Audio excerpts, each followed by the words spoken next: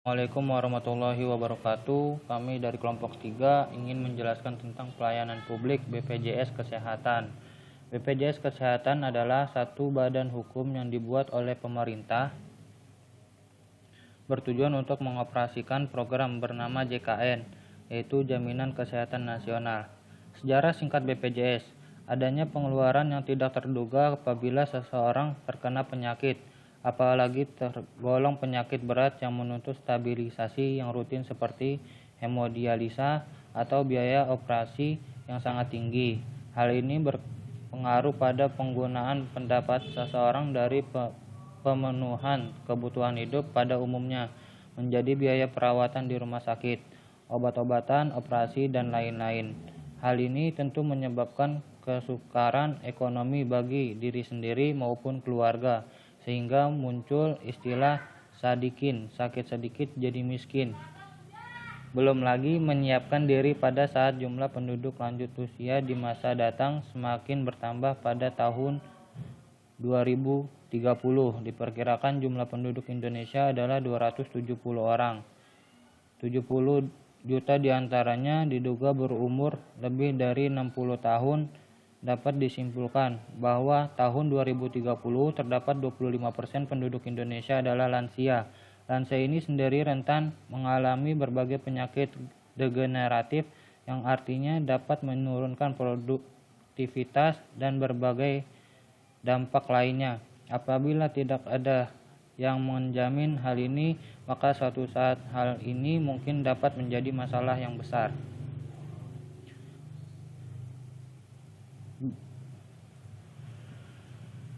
Jenis-jenis BPJS. Yang pertama, penerima bantuan iuran. Penerima bantuan iuran atau PBI merupakan peserta yang mengikuti program BPJS Kesehatan berdasarkan bantuan dari pemerintah. Terdiri dari golongan fakir miskin, orang tidak mampu, serta penderita cacat total baik tetap maupun tidak mampu. Kedua, bukan penerima bantuan iuran non-PBI berarti kelompok peserta yang bukan termasuk ke dalam jaminan bantuan iuran dan biaya untuk menjadi anggota JKN ditanggung oleh masing-masing peserta, terdiri dari pekerja penerima upah, pekerja bukan penerima upah, dan bukan pekerja. 1. Prosedur pelayanan. Peserta yang memerlukan pelayanan kesehatan pertama-tama harus memperoleh pelayanan kesehatan pada fasilitas kesehatan tingkat pertama. Bila peserta memerlukan pelayanan kesehatan tingkat lanjut, maka hal itu harus dilakukan melalui rujukan oleh fasilitas kesehatan tingkat pertama, kecuali dalam keadaan gawat darurat medis. 2. Kompensasi pelayanan. Bila di sebuah daerah belum tersedia fasilitas kesehatan yang memenuhi syarat guna memenuhi kebutuhan medis sejumlah peserta, BPJS Kesehatan wajib memberikan kompensasi yang dapat berupa penggantian uang tunai, pengiriman tenaga kesehatan, atau menyediakan fasilitas kesehatan tertentu. Penggantian uang tunai hanya dilakukan untuk biaya pelayanan kesehatan dan transportasi. 3. Penyelenggaraan pelayanan kesehatan. Penyelenggaraan pelayanan kesehatan meliputi semua fasilitas kesehatan yang menjalankan kerja sama dengan BPJS. Kesehatan baik fasilitas milik pemerintah daerah dalam swasta yang memenuhi persyaratan melalui kredensiasi dan referensiasi. Fungsi BPJS Kesehatan. BPJS Kesehatan berfungsi menyelenggarakan program jaminan kesehatan. Jaminan kesehatan menurut UU SJSN diselenggarakan secara nasional berdasarkan prinsip asuransi sosial dan prinsip ekuitas dengan tujuan menjamin agar peserta memperoleh manfaat pemeliharaan kesehatan dan pelindungan dalam memenuhi kebutuhan dasar kesehatan. Tugas. Berdasarkan pasal 10 UU nomor 24 tahun 2011, dalam melaksanakan fungsinya, BPJS bertugas untuk melakukan dan menerima pendaftaran peserta, memungut dan mengumpulkan iuran dari peserta dan pemberi kerja, menerima bantuan iuran dari pemerintah, mengelola dana jaminan sosial untuk kepentingan peserta, mengumpulkan dan mengelola data peserta program jaminan sosial, membayar manfaat atau membiayai pelayanan kesehatan sesuai dengan ketentuan program jaminan sosial, memberikan informasi mengenai penyelenggaraan program jaminan sosial kepada peserta dan masyarakat. Wewenang BPJS.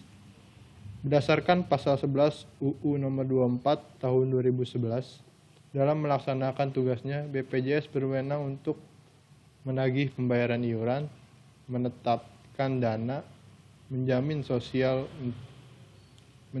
jaminan sosial untuk investasi jangka pendek dan jangka panjang dengan mempertimbangkan aspek likuiditas, solvabilitas, kehati-hatian, keamanan dana, dan hasil yang memadai.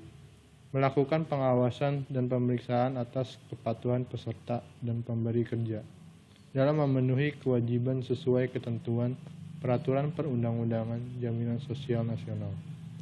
Membuat kesepakatan dengan fasilitas kesehatan mengenai besar pembayaran fasilitas kesehatan yang mengacu pada standar tarif yang ditetapkan pemerintah. Membuat atau menghentikan kontrak kerja dengan fasilitas kesehatan mengenakan sanksi administrasi pada peserta atau pemberi kerja yang tidak memenuhi kewajibannya.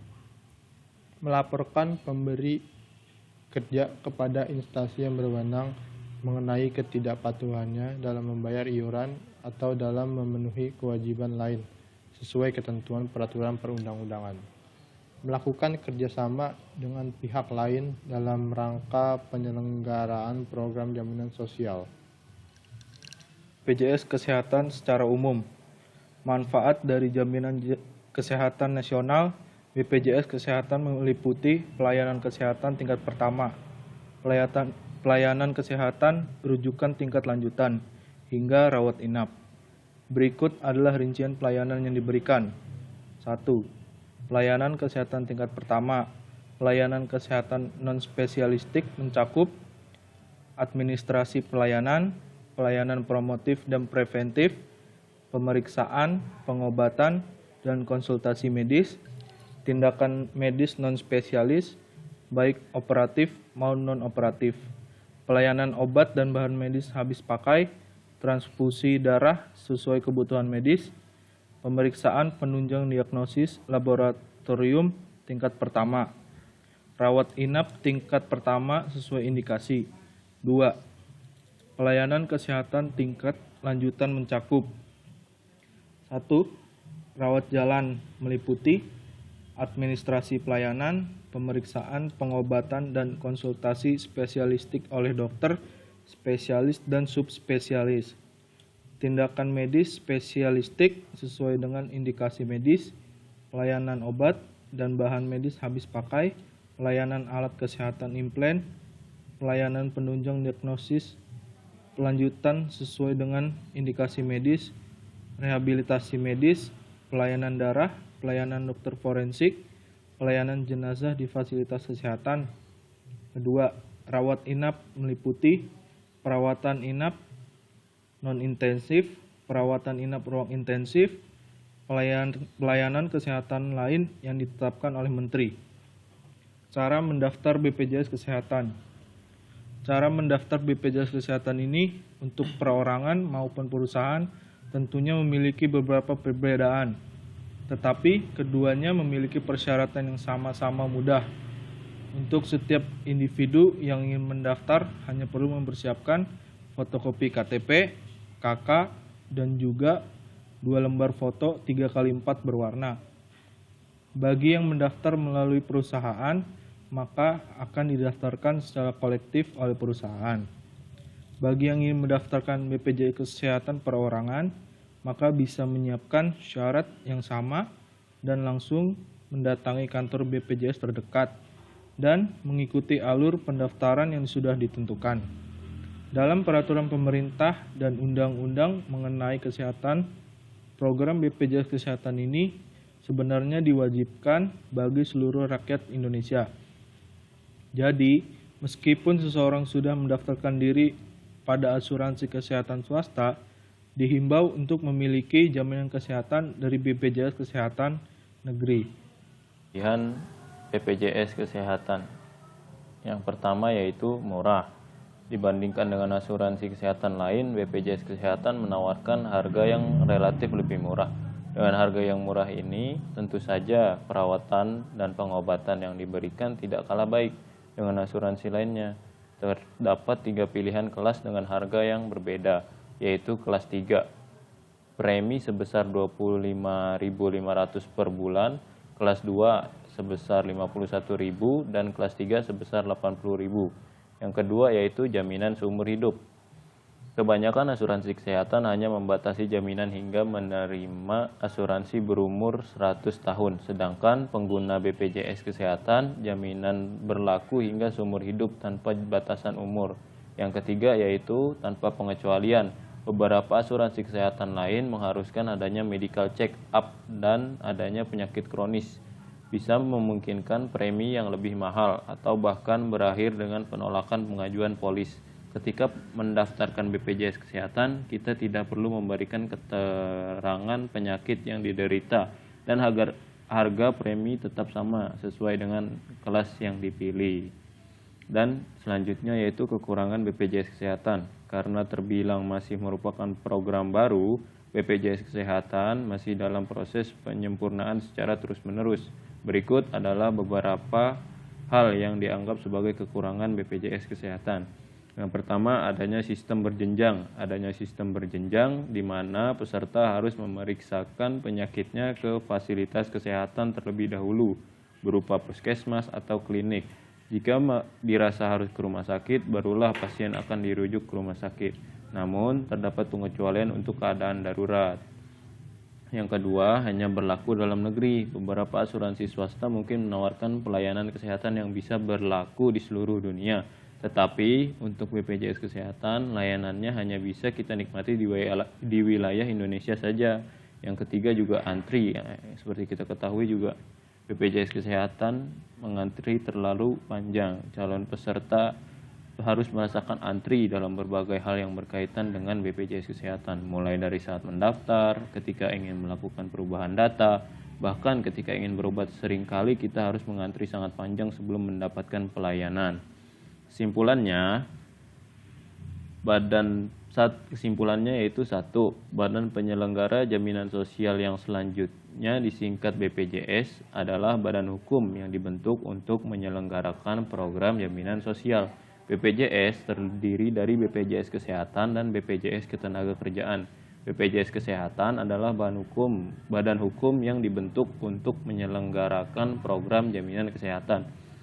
Yang kedua, BPJS Kesehatan akan membayar kepada fasilitas kesehatan tingkat pertama dengan kapitasi. Untuk fasilitas kesehatan rujukan tingkat lanjutan, BPJS Kesehatan membayar dengan sistem paket INA CBGS. BPJS Kesehatan wajib membayar fasilitas kesehatan atas pelayanan yang diberikan kepada peserta paling lambat 15 hari sejak dokumen diklaim diterima lengkap. Besaran pembayaran kepada fasilitas kesehatan ditentukan berdasarkan kesepakatan antara BPJS Kesehatan dan Asosiasi Fasilitas Kesehatan di wilayah tersebut dengan mengacu pada standar tarif yang ditetapkan oleh Menteri Kesehatan. Berikut adalah saran sustainabilitas program atau bahwa program jaminan sosial harus berkelanjutan selama negara ini ada. Oleh karena itu harus dikelola secara prudent, efisien dengan tetap mengacu pada budaya pengelolaan korporasi. Kenyataannya 80% penyakit yang ditangani rumah sakit rujukan di provinsi adalah penyakit yang seharusnya ditangani di puskesmas. Tingkat okupansi tempat tidur yang tinggi di rumah sakit rujukan provinsi bukan indikator kesuksesan atau suatu jaminan kesehatan. Hal ini berdampak pada beban fiskal daerah yang terlalu tinggi. Oleh karenanya, pelaksanaan jaminan kesehatan membutuhkan sistem rujukan berjenjang.